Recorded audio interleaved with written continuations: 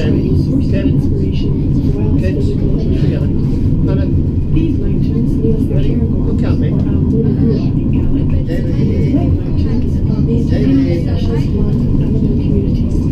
The red deer and the mountain hare and tiny snow mountains of natural Antarctica. As visitors, we should tread lightly to minimise our impacts on them.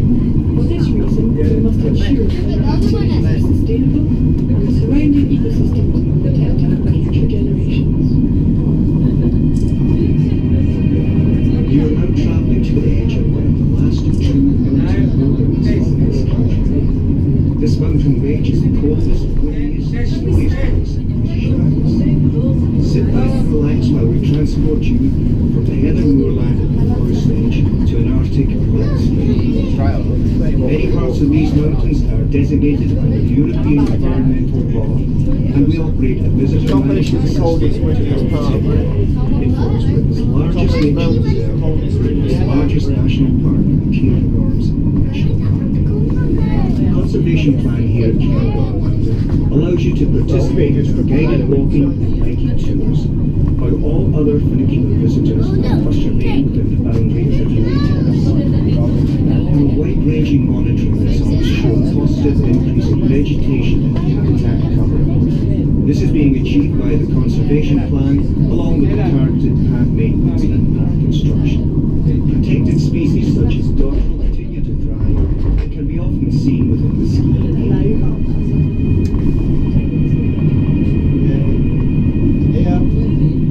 Since opening on the 23rd of December 2001, the Funicular Railway has transported over 1.4 million summer visitors, with thousands of skiers and snowboarders during the winter season. 635 metres, or 2,083 feet at the car park level, to 1,097 metres, or 3,600 feet at the top station, on the upper slopes of Britain's sixth highest mountain. These surrounding mountain slopes have inspired people for generations. From Victoria and Charles Darwin to Professor Peter Higgs,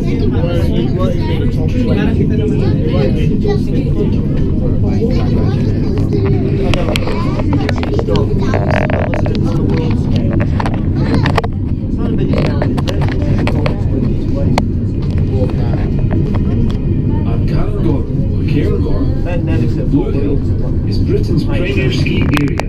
Here these slopes to enjoy the snow for over a century. It is not uncommon to experience snow at any time of the year. It can be a dusting lasting a few hours in July, or up to 70 feet or more in the deeper gullies during January to March.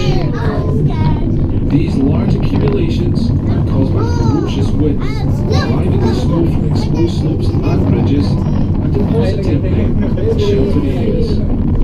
Some of the recent winter seasons have seen phenomenal amounts of snow, leading to some of the best skiing conditions in living memory.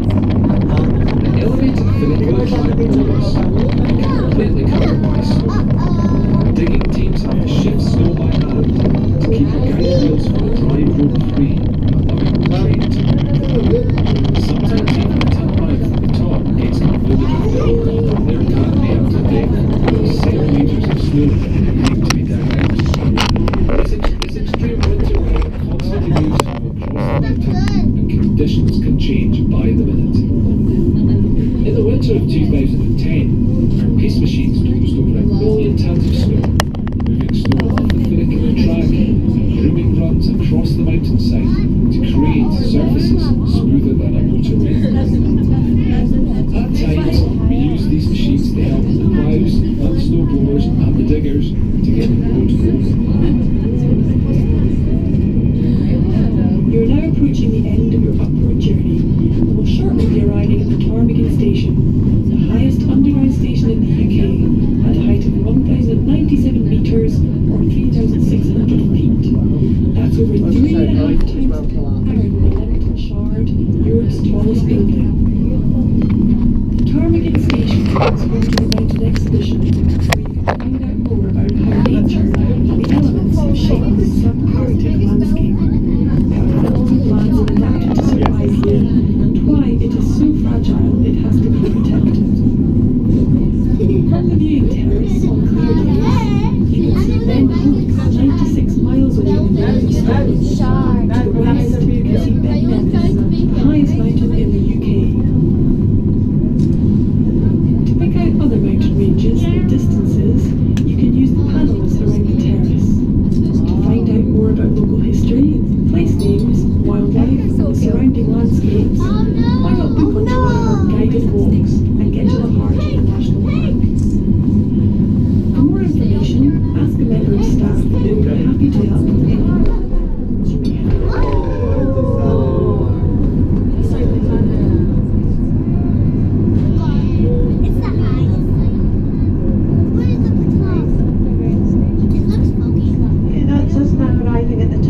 station. When we come to a complete halt, I'll open the doors on the left-hand side of the carriage and look up the track.